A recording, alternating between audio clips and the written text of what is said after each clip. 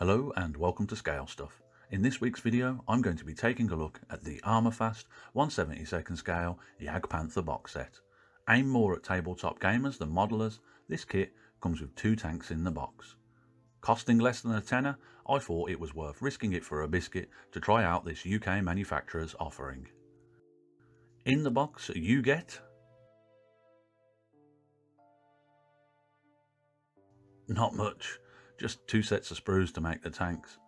The simple instructions are printed on the back of the box. Sadly, there are no decals included with this kit. I know it's a budget kit, but a couple of iron crosses wouldn't have gone amiss.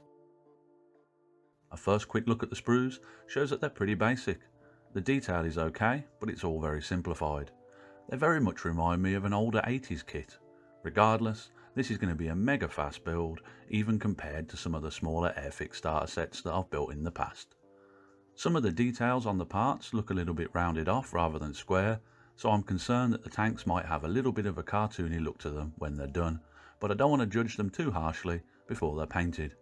A stamp on the sprues shows that these kits were made in 2002. Anyway, onto the build. The basic instructions are numbered. I assume that is the build order and not the maker's favourite parts in order. So, based off my hunch, the first thing to do is add the upper hull to the lower hull. Not much to report here, just that there's some meaty sprue nubs that need to be cleaned off before assembly.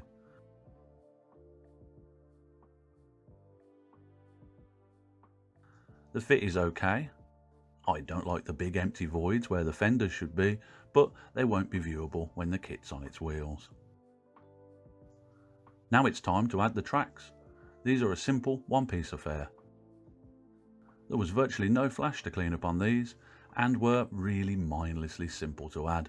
Just make sure you have them on the right way around, but don't worry, they won't fit if you put them on backwards.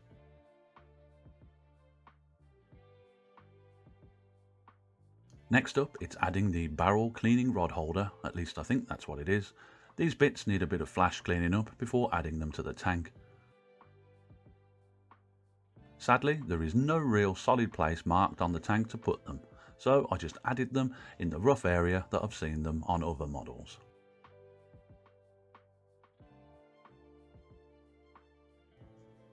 Now it's time to add the exhausts.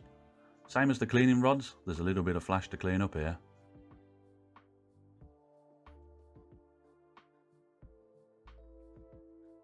Thankfully, there is a mark on the rear of the tank, so you know where to put these.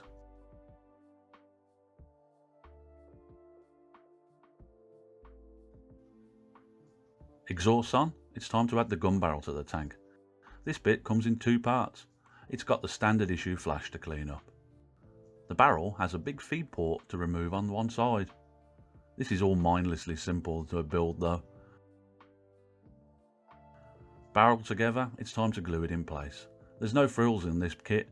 You can't move the barrel once the glue's dried, so make sure you put it on in a position you're happy leaving it in. According to the instructions, that's the kit done, but there are more parts on the sprues for this tank, so I'm going to try and add them. First thing I'm adding are these bits to the rear of the tank. Not sure why the instructions have missed these bits out, as they're on all Jagdtigers. The area they are to be added is marked by a slight raised area, the same as the exhausts. Then it's a case of adding these steps to the side of the tank. These fit on the tops of the pegs going down the sides of the hull of the tank. This is nice and easy to add, but being a simple place fit will benefit from a good amount of drying time. Lastly, I'm adding the other barrel cleaning rod holder to the opposite side of the tank, as the kit came with 2 for each tank, so I might as well use them. Those on though, that concludes this fast and easy build. Building both of these tanks took me about 30 minutes. I don't make a habit of timing my builds, but I started a YouTube video in the background while making these, and it was 30 minutes long, and it's just come to an end. I don't understand why the instructions missed out on the other parts. There was one bit on the sprues though that I couldn't work out where to place, so if anyone knows where this little rectangle goes on a Jagdpanther, I'm all ears. Now onto the painting. First thing I'm going to do is give both tanks a base coat of Tamiya XF60 dark yellow. Going to give them 2 coats of this as the coverage is not the greatest. I'm painting these on a really hot day, and I don't think it's a great temperature for brush painting. For the second coat, I added some water to the paint, and this seemed to fix the coverage problem. Next, it's time to paint the brown. For this, I'm using Tamiya XF64 Red Brown. As these 2 small tanks have no paint guide, I'm just going to have some fun with the paint schemes. One, I'm going to do in a sort of ambush scheme and just add squiggles all over the tank. And for the second tank, I'm going to do it in a straight line camo pattern. I've been tempted to paint other armour in this straight line camo pattern in the past, but didn't want to wreck a big model. As this kit costs less than a tenner for 2 models, these models are ideal paint mules for trying out new schemes. Anyway, enough waffle. Brown dry, it's onto the greens. For this, I'm using Tamiya Olive Drab XF62.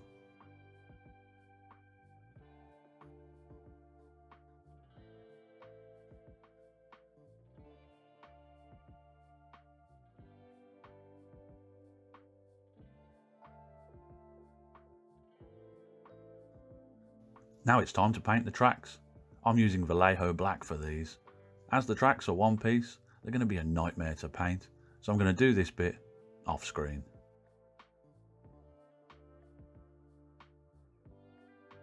Tracks done, I move on to finish off the camo on one of the tanks. As I'm going for an ambush type camo on this one, it's time to cover the tank in tiny dots. Over the green and brown, I'm using dark yellow, and over the yellow, I'll be using red brown. Camo done, I now give the tank some panel lines using watered down black to give the tank some shadows and make the hatches pop a bit. I found with these small tanks it was easy just to wash the entire tank with black watered down a little bit more than I would normally. This is how the tanks are looking so far. For a simple model, it's really starting to look the part. Now I'm adding some decals. Like I mentioned before, this kit does not contain decals, so I'm using some from an Italeri Panzer IV kit. I got the kit from a charity shop and it was already built very badly, to a standard that was not savable. I think whoever built it dipped the parts in glue. The poor thing was nearly melted. Thankfully the decal sheet was okay and made the 50p I paid for the kit worth it. Decals on, I'm giving the tanks a light dry brush with Army Painter Skeleton Bone to highlight the panels and raised areas.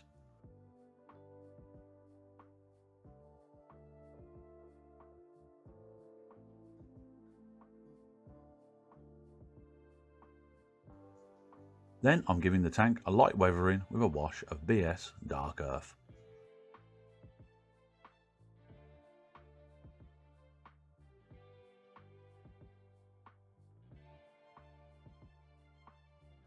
The model's pretty much done now.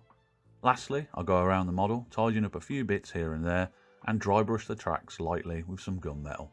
And I think at that, I'm going to call these models done. These are the finished tanks. Though they're not the most detailed models, this was a nice afternoon build and paint.